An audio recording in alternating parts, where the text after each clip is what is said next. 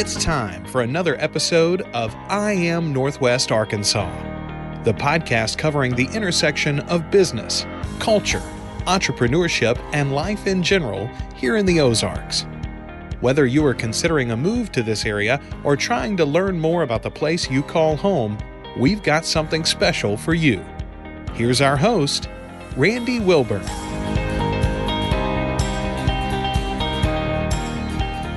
Hey folks, and welcome back to another episode of I Am Northwest Arkansas. I'm excited to be with you. I'm sitting here in the Furman Garner Performance Studio, and every time that I record a podcast, I have to say something nice about KUAF. They just raised a bunch of money because this is a public radio station, and I've talked to people from all around that said, you know what, they put on some of the best programming around. And it's like, you know, when I tell people in other parts of the country that we have our own public radio station, it's like, oh, I had no idea. And I'm like, yeah, you know, and we have indoor toilets and all kinds of stuff. So, you know, we have all kinds of good things going on here in Northwest Arkansas. But no, seriously, though, I really appreciate the folks here at KUAF, Lee and Kyle Kellums, and just so many amazing people here that put outstanding programming on a regular basis. And I'm even more honored as a podcaster to be able to have a safe space to create what I get to create. And so today is no different. And I'm sitting here with Daniel Jordan and Leah Jordan, who are the owners of Pearls Books. And before I get to them specifically, I want to shout out all of the listeners of I Am Northwest Arkansas, those of you that follow us on Instagram. When I put out a call to say, hey, what episodes do you want to hear about? What topics would you like me to cover? And one of the first things that came out of people's mouths were like, cover the independent bookstores in Northwest Arkansas. And I thought, well, you know what? Who better than to have the good folks from Pearls Books come down and sit down with us and have a conversation. And they were kind enough. We connected on Instagram, and they were kind enough to say yes. And so finally, they are both here. So Daniel, Leah, thank you guys so much for joining us today. How are you doing? Doing great. How are you? Yeah. Good. A little chilly this morning. It is a little chilly. It is a little chilly, but you just got to make it happen. So, well, listen, first of all, I'd love for you, one of you, to just kind of tell us the superhero origin story of Pearls Books. And that can include yourselves in that, right? Mm-hmm. Because, I mean, Pearls Books doesn't start without you guys. So yeah. I'd love for you just to kind of share and, you know, ladies first. Leah, I'll let you go. Okay. Sounds good. So Daniel and I have two kids. Our oldest just turned 7 over the weekend. Oh, congratulations. And then we have, thank you, a 3-year-old who was born July 2020 during the pandemic. And Daniel and I were both working for the university at that point in time.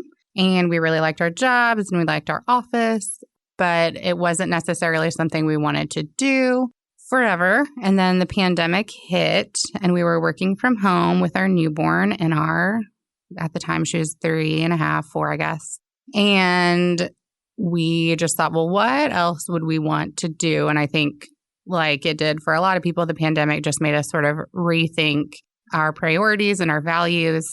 And I got the idea to maybe open a bookstore because just before the pandemic started, Nightbird Books, which was in Fayetteville for 14 years, closed. And we loved Nightbird, and it just sort of left a hole in our community. And for us as a couple, it was something that we really enjoyed doing and going to, a place we went to frequently.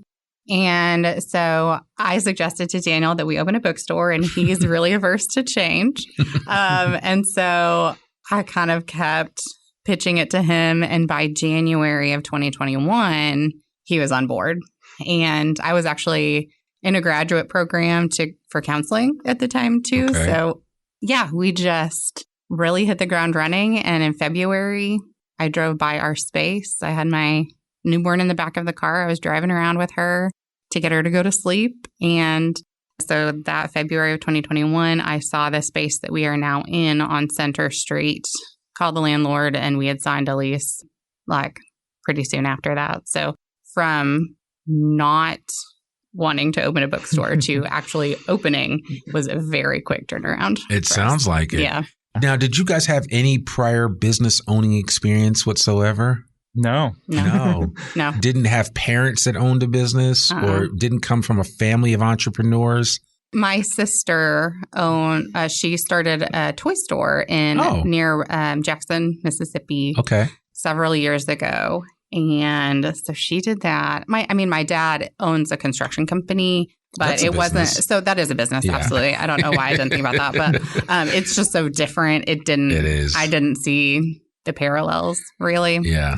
The numbers are really different. Yeah. So, it's a whole, construction's tough. Anyway. Yeah. So we had that kind of point of her perspective, my sister's especially.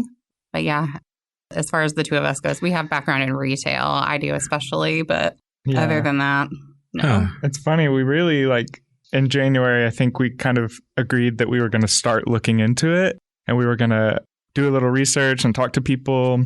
But once we started that, it just very quickly became oh, okay, this is what we're doing now. Yeah. So yeah, I love that, and I like the way you guys just dove headfirst into it, right? Especially during the pandemic. I think if you can't start a bookstore in the middle of the pandemic, when can you start a bookstore? Yeah. Right? You have to ask yourself that. So tell me a little bit about. Well, first of all, how did you come up with the name Pearls? Pearls Books. Oh yeah. So we had a dog, Pearl, who passed away in October of 2020. Mm-hmm. And we never really considered another name. It was just always Pearls. And we thought about how, your pets, for many people, a pet is very comforting to you and helps you feel not alone and gives you companionship. Mm-hmm. And I think for a lot of people, books, they're the same thing. And so it was really easy for us to make that connection and to feel like this name just makes sense. Yeah. No, that makes sense.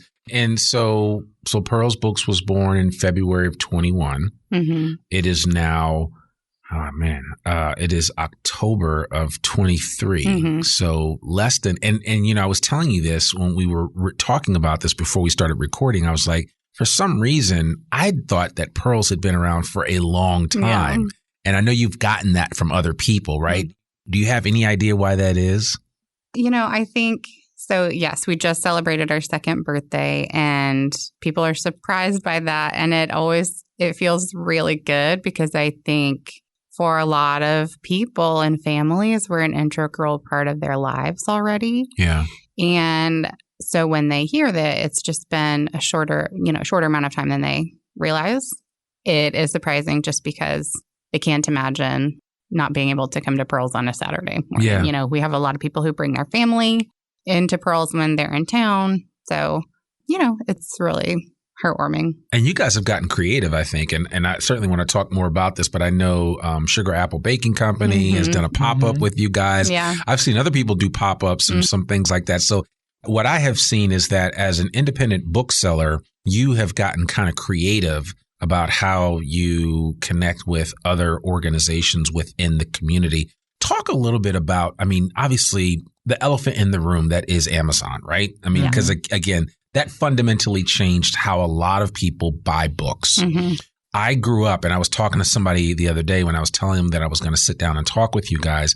There's just something about, I grew up in a library. I literally lived. I was that kid that lived in the library. I took out every book on tape because that's how old I am, right? I remember the tapes. And so, but it was just something about that experience. And I can remember as a young child going into our local bookstore in Teaneck, New Jersey, and just reading through the books and that first crack of the spine of the book when you can hear it, when you're the first person to open this book up. And what was it for you that really said, you know what, an independent bookstore, this is something that could be really special? Because, again, with the backdrop that is just how crazy the retail market is for books and the way that it works, especially with Amazon, it creates unique challenges for independent retail booksellers. So I'm curious to know, where did you say, you know what, I'm coming after you, Jeff, and I'm going to Jeff, and I'm speaking to Jeff Bezos, and I'm just being funny, but you just because you corner the market in this space doesn't mean that we can't have a space for it as well. Yeah, well, we knew that Fayetteville had a need for an independent bookstore and for a local spot. The community here in Fayetteville is very supportive of small businesses, of local businesses. And so, if we were in another town or another city, that would have been a different consideration for us. But we knew the type of town Fayetteville is and the type of town we wanted to live in. Right. It's the type of town that has an independent bookstore. And so, yeah. And I think also, like Leah said earlier, Nightbird closing really did feel like there was a hole in Fayetteville. It wasn't the same, you know? And so, yeah, I think for us, it never really was like, oh, well, we can't open because of Amazon. I think Amazon kind of is doing its own thing. And sure, there are competitors for sure. But we know that people crave and need small local businesses. And I think just the personal touch that Amazon doesn't offer. Yeah. You know, it's an algorithm. And so an algorithm will tell you what books to get.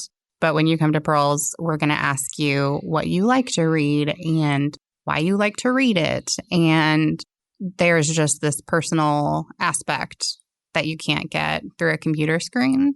And, you know, I think a lot of people don't realize that, because we'll have people say, like, I could never pay full price for a book because we just charge you what's on the back of the cover. But Amazon, because they're such a huge company, they can undercut the prices of books and they lose money on books because they know customers are going to buy other things, products. Yeah. And so Daniel and I live in Fayetteville. Our kids go to the public schools here. We spend our money here. And so we're going to keep your money in the community. And so I think there are a lot of people that do value that and would rather pay more for the service and even though it's the same product that you're getting. Yeah. So I also want to add that, you know, coming out, well, you know, when we were planning the store in February of 2021, there were several different points along the way before we opened, which was October 2021. There were several different points along the way where we thought, oh, maybe the pandemic will be over. You know, by the time we open, this will be great. Obviously, that didn't happen. Little did you know. Yeah, I know. But I think we also kind of knew that people were going to crave human connection as opposed to ordering everything on their screens like they have been for the past year or so during the pandemic. So I think that's something too that we offer. Like, you know, we have handwritten note cards that recommend books, as well as just the conversations that we have with folks in the store. It's not something that you can get online. So yeah. You know, and I think about it, it's like kind of one of the things that's I don't think Amazon can replicate is the serendipity of walking into a bookstore and just finding something that you wouldn't have been searching for at all, right? The algorithm just doesn't serve that up to you. Yeah. You know, it's like, here's a book you should read while I'm looking for, you know, some other item that has nothing to do with books. When you walk into a bookstore, in the same vein of the way that you walk into a library, and if a collection is properly set up, and that's one of the reasons why I love going into the Fayetteville Public Libraries, because every time I go in there, there's always something new. And I'm like, oh, what is this? You know, and I'm one of those people that sometimes is just attracted to book covers. You know, there's a whole art behind that, you know, a proper book cover and the way that it looks. But I'd be curious to understand what you guys have found just in the last 2 years of having Pearls Books open. What is the feedback that you're getting from people about why they are coming into a bookstore, and what are their biggest takeaways? You know, I think one of the coolest things that happens at Pearls is multiple times a week, for sure, I will watch people walk into the store and say to themselves or to their friends, wow, or, oh my gosh, you know, just some kind of sense of awe. And that's something that we pride ourselves on. Like our walls are painted a really deep dark green, and we have floor to ceiling bookshelves. And so we tried to create this very warm and beautiful space so that when people walk in, they know that they want to come back. And I think that that's something that has just been really fun to see, and something that we want to continue to cultivate, you know, create in the space. So. I love that. What about one of the things that I would imagine that you guys probably excel in that maybe even Amazon struggles with is some of those hard to find books. How has that worked out for you in terms of, and I'm thinking just in my head, right? So I'll tell you a quick story. Robert Carroll wrote a book called The Power Broker. That book is so hard to find, although it's one of the top 100 books ever written, and you can't find it. I mean, like I was twisting David Johnson's arm to say, can you guys order this book and they finally got a copy in. Yeah. Shout out to the Fayetteville Public Library staff. I love you guys. But, I find that there are some books that I want to get that are really hard to find. Mm-hmm. How do you guys navigate those waters? And I would assume that people come to you for certain books that they know they just can't get anywhere else. Yeah, I mean, that definitely happens. We, when we first started out, we had a relationship primarily with a distributor of books. And now we've expanded and have accounts with publishers directly. That gives us a lot more access to books. So the longer we're open, the more we get our feet under us, we're able to branch out and do those kinds of things to get even more of those books. But something that you kind of mentioned earlier that's important to us is finding those books that you don't even know that you want to have. And a lot of those books that are really important to us are the local books by local authors, books about the region, the Ozarks in general. And those kinds of books you're not going to really find in a lot of other places outside of the state. And so we really we pride ourselves on our relationship with the U of A Press as well, and getting those books in the store as soon as they're released. Bell Point Press also in Fort Smith, Arkansas.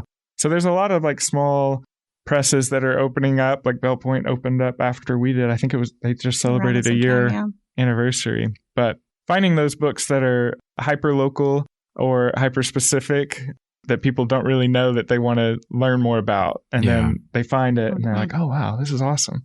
Yeah. And I'm thinking about that. I have a couple of friends that have written books. I know one of my buddies, Mark Zweig, wrote Confessions of an Entrepreneur. Yeah. And I actually got his book from you guys. Awesome. So, yeah. And he had his book signing at Carnal Hall, I believe. And you guys were able to supply the books for that, which I thought was really cool. And that to me is kind of the epitome of what a local ecosystem can do for not only a local author, but for a bookseller, right? Yeah. I mean, you kind of have the best of both worlds there. So I think that's really cool. I'm assuming you guys do book readings at Pearls. Okay. Yeah. How often do you guys have those? So we are right now doing them once a week. We have one a week on Thursday evenings, typically at 6:30. I can't think of one that we haven't had at 6:30. Okay. And so we have authors reaching out to us pretty regularly, which is great. And it's something that it's a lot of work to do, especially to have one a week. And we, like I mentioned earlier, Daniel and I have small kids. So we have been just figuring out a good system that works for us over the past couple of years. Yeah. And a good way for us to be able to support local authors while also having some downtime. But the Thursday evening seems to be working for us. Okay. And so, we're just going to keep rolling with that. And it's really, I think that is another thing that we really prioritize and want to do is support local authors. And so we are already starting to book into next year for events. Wow. And we have signings, just kind of general signings, which are a lot more low key on Sunday afternoons quite frequently. Every once in a while, we'll have a story time on a Saturday morning with a children's author.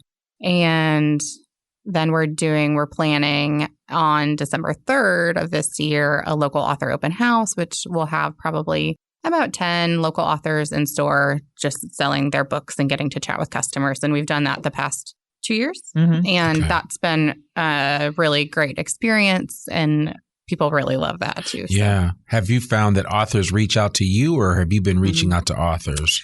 I would say 9 out of 10 times they're reaching out to us. Yeah. And, we also have regional authors too. So we've got one from Tulsa coming, Hannah C. Howard on November 2nd. Okay. And she's from Tulsa. She writes young adult fantasy. And so That's a big category. Yeah. That's a really big category. Yeah, it is huge. It is huge. As I'm sitting here thinking about this, I also think about lately, there are things that have kind of come back in vogue, and vinyl is one of them, right? And so you think about those independent record stores or record stores, period. I wouldn't say, I would just call them record stores now. I mean, they're, because there aren't I remember Sam Goody and some of these other places where I would get records, Tower Records, but of course, none of that exists anymore. Are you finding that people what's the feedback that you get from people when some people are like, well, I just like to read my books electronically versus reading a physical book? Because I do read a fair amount on my Kindle app, and I like that. But again, for me, there's just something about the newness of a book and cracking that spine open and just knowing that this is something that I'm seeing for the first time in print. What do you find as far as that's concerned? Yeah, I mean, the e-readers, we cannot compete with that convenience of like laying in your bed at 10:30 at night. You want to start a new book. You can't think of anything. Okay, here's one right now that's instantly delivered to my device. And I wish that there was a way for independent bookstores to get into that market. I think the American Booksellers Association, our primary professional organization, is actually looking into that and doing some work to try to get that going. But right now we can't really compete with that. So, we definitely encourage folks to support their local libraries, and we do that as well. Personally, I get books on my e-reader from the library as well. So, yeah, I mean, it is just a kind of a different experience, a different reading experience to crack open a new book. And so we know that's got its advantages, and we've got there's enough readers, I think, to support an independent bookstore here. So yeah, I think what a lot of people will do too is they will check out or get an e-reader from the library, but then if it's a book that they want to keep, then they'll come to us. And so I think for those folks, that's a good, just sort of that in between where if they're going to buy a book, then they'll come to us. And we have quite a few people who are in that situation too. So yeah, that happened a lot actually with Fourth Wing, which is this huge fantasy book that's like blowing up right now. So people would order the book with us, but it was on back order for so long because it was so huge. The publisher didn't have enough stock, but they would get it from the library or wherever or read it, digitally, and then still buy the book from us because they loved it so much. Yeah, they wanted it as part of their collection. Yeah. So, because you get a lot. I mean, do you get a lot of collectors that come through your space? Yeah, and I think a lot of our customers are just habitual book buyers. Yeah. So their, TBR, TB read lists are huge, piles, long, huge, and they just have stacks just like next ours. to their, just like ours. I mean, I have created my own bookshelf just on the floor next to my bed. That's like just a little cubby there. Yeah, in between the legs of my nightstand. So I'm the same way. Yeah, there's just so much. That's the beauty of books. I mean, there's always something new to be learned and to be read. And, I find that the biggest challenge that I've run across as a book reader is, reading just to read, not necessarily to learn something. Although I think you always learn something when you read.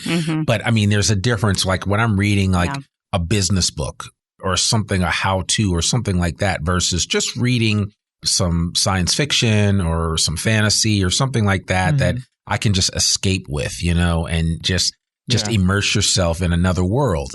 And there's something to be said for that. And so I think there's, understanding those differences are really important. Yeah, for sure. And that's something that's important to us. All kinds of reading is valuable. Yeah.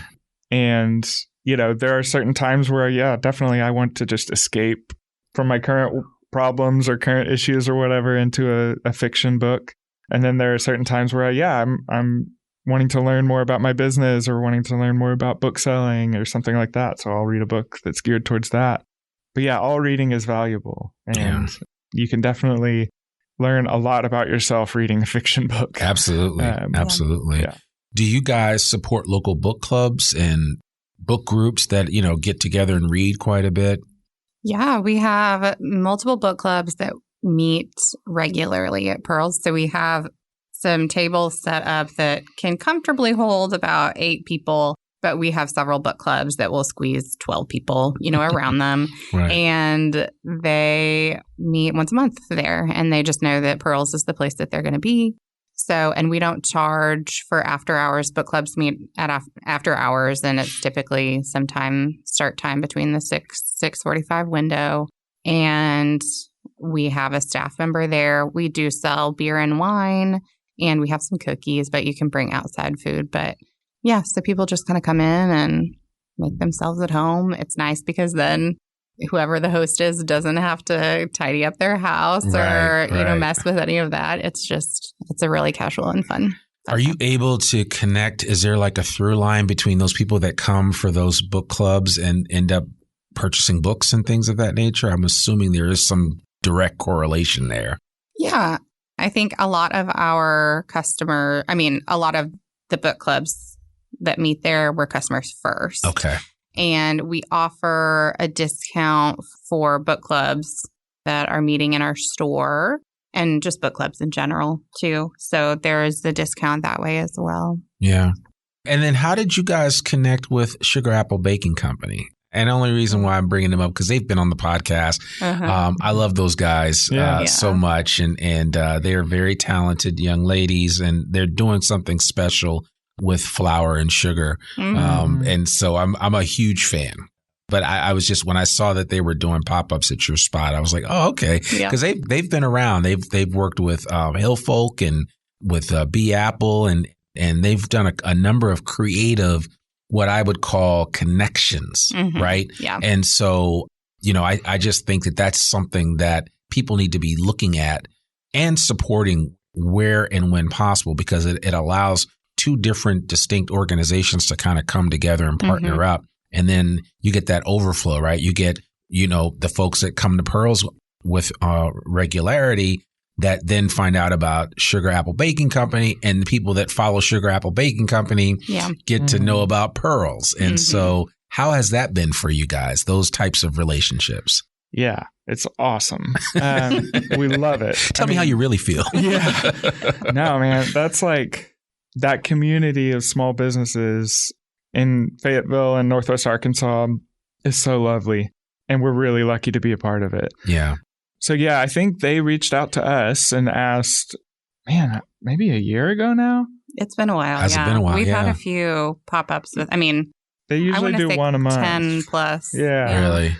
And exactly what you're saying is happening. People come in to pick up their Sugar Apple stuff, and they're like, oh, I've never been to Pearls. Yeah. This is great. And people that are coming into Pearls, Blanca's there, right. able to tell them about the business and has some samples, and lots of folks end up you can't beat that. You can't beat that. Some sugar in a book. It's perfectly paired. Yeah. So they do a great job too of like walking around the store. If they're waiting for customers to come in, they'll take their samples to people, and everybody loves a free sample. It's Absolutely. like Saturdays at Sam's Club are so nuts. Exactly. Without a doubt. I just love that, because to me that's what small businesses are all about. And if you can figure out a way to connect small businesses and each can support the other, I think that's huge. And so I certainly applaud what you guys have been doing, and certainly I would encourage anybody listening to get out to Pearls on a Saturday, because you never know, you might be able to get some of Sugar Apple Baking Company's Rice Krispie treats, which are out of this world. They are. I don't know what they put in it, but I've got to say that they are highly addictive, to say the least. So, but no, that's cool. So tell me. And we did talk about this earlier, and I know that you guys have, kind of been dealing with this issue, and it's an issue that we're dealing with in this country as a whole. And I think it's just the challenge of book banning, right? Which that directly relates to your business in a lot of ways. Obviously nobody's coming to your store saying you can't sell this or you can't sell that, but it's coming to the place where people can't go to the library to get certain books, or could potentially go to a library or to their library in their school and get certain books. And they will now have to definitely come to a place like Pearls or some other place to get books. How has that impacted your business? And what do you see as the ultimate outcome of this whole issue that we're dealing with right now? I know it's a lot, right? we don't have to unpack all of it, but I'd just be curious to know if you want to share anecdotally how you guys have been feeling about that. Yeah. It's worrisome. For sure.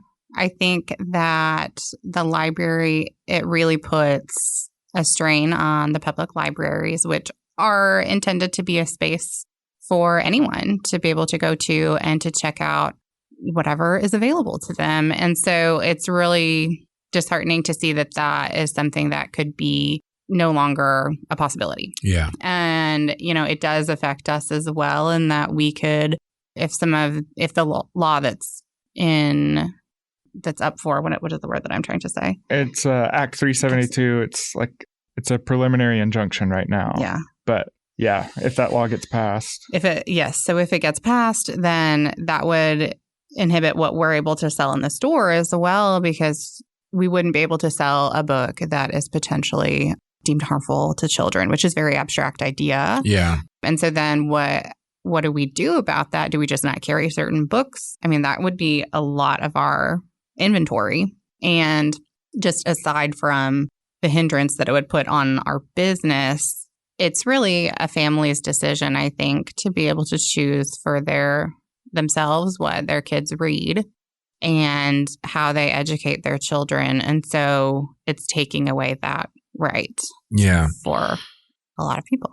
Yeah. And again, I don't think people recognize or even think through some of the laws that they're trying to put in place, because it impacts in a lot of ways, and I remember when this all first happened, and then I was reading, for whatever reason, I saw the Toni Morrison documentary on Netflix. Mm-hmm. And whenever I saw that, I was like, I got to go back and read some of her books. So I went and got Beloved, and I was reading that, and I was just like, oh man, that the first section of that book is heavy. Yeah. It's heavy, but I mean, it is so well written. But, I think about, wow, you want to ban that. And I mean, it's just, unfortunately, it's kind of, it was the reality of the time. I mean, those weren't made up stories. I mean, it was just, when she talks about how she created her books, I mean, she wasn't just sitting there and it wasn't just imagination. It is kind of sad to see that how certain things have been chronicled in literature are not going to be exposed to people. Yeah. And they're going to kind of miss out, and I don't know what that's going to do for our society as a whole. Yeah. And again, I mean, I'm not suggesting that anybody read anything that's not appropriate, but at the same time, we also need to be in a place where we have the choice. Right. Because we are a country of choice, right? Yeah. That's I want to be able to have the choice to do what I want to do. And that's the foundation. That's the very ethos of what we're all about as Americans. And so to not have it in this one area, I find it to be a challenge. Yeah. And, and I told you guys, I don't get into political discussions or anything, but because you guys are booksellers, this does directly impact you. Yes. And it'll be interesting to see how things ultimately shake out. Yeah. There's a lot of people fighting the good fight and hoping that these types of laws don't stand and are struck down, and that people do continue to have the freedom to make the decisions for themselves. Yeah. It's the way we've been doing things for a while. So we should continue to live with that freedom to choose. And like you said, too, we're kind of losing that part of humanity, right? If we're not able to expose ourselves to different viewpoints than ourselves, or the flip side, to be able to see ourselves in the books that we read, that's a big part of the human experience that we would be missing out on.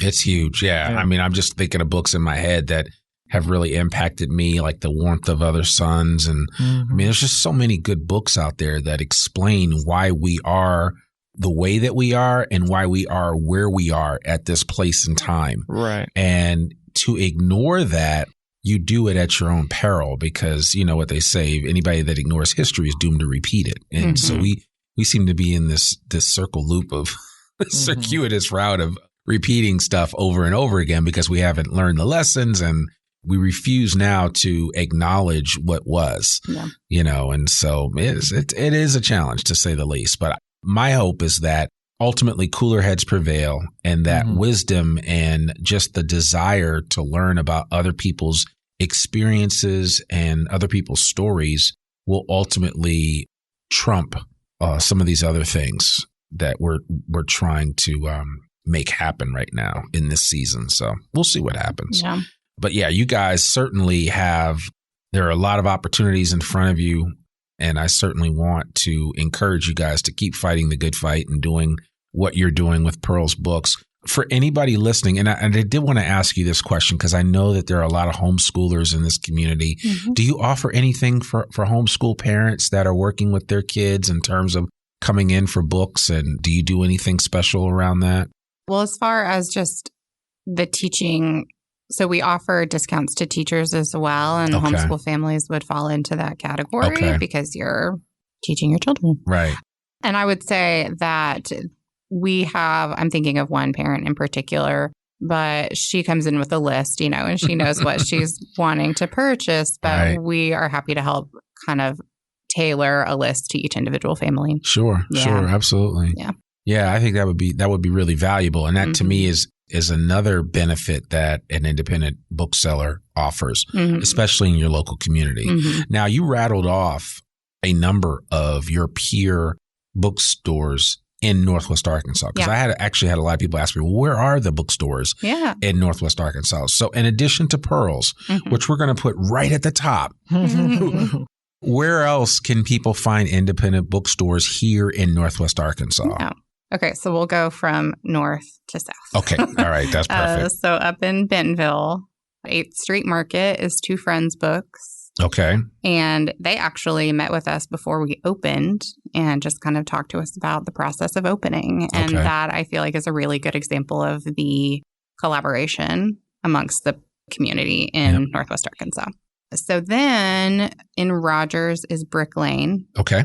And then also in Bentonville, and then they also have a Tontitown location is Once Upon a Time Books. Yeah, I told you about them before. So, and I would encourage people that are listening, if you want to buy used books, they have. Do you guys sell used books? We don't. You don't. I didn't think so, but specifically for used books, because there's a huge market for that. Once Upon a Time Books is great for that. And you can even go there and tell them what you're looking for. And when they do find it, they'll reach out to you. But I still get emails from them quite a bit. So, and I'm assuming you guys have an email list, right? We do. Yeah, yes. Yeah, so, you can sign up on our website. Yeah, and I'll make sure that everybody, when you come to the show notes for this episode, you'll be able to connect with Daniel and Lee. You'll be able to join their newsletter, which I would encourage you to do, and just kind of stay up to date with all the cool things that they're doing, and follow them on Instagram. So we'll put all of that in the show notes so that everybody can listen. Was there any other bookstores that you were going to mention? Yes. And so then there's Mas Libritos in Springdale. Okay.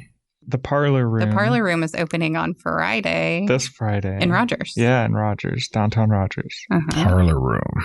Okay. And then Dixon Street Books in Fayetteville does used as well. Okay. Is that everybody? Okay, so that is 1, 2, 3, I don't think I forgot 4, 5, 6. You guys make 7. Once Upon a Time has a couple of locations. So there's like 8 or 9 independent booksellers in Northwest Arkansas. Yeah. So you have some options. All of them have opened except for Dixon Street within the past, I don't know, 5 years. Yeah, right. Dixon Street's been around for a while. Dixon Street's been around since the 70s. Yeah, okay. Yeah, I'm pretty sure. Yeah.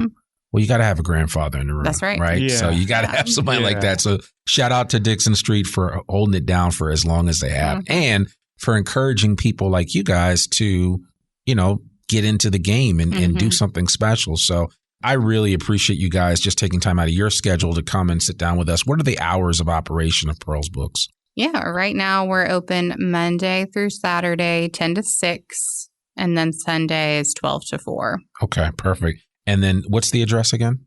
28 East Center Street.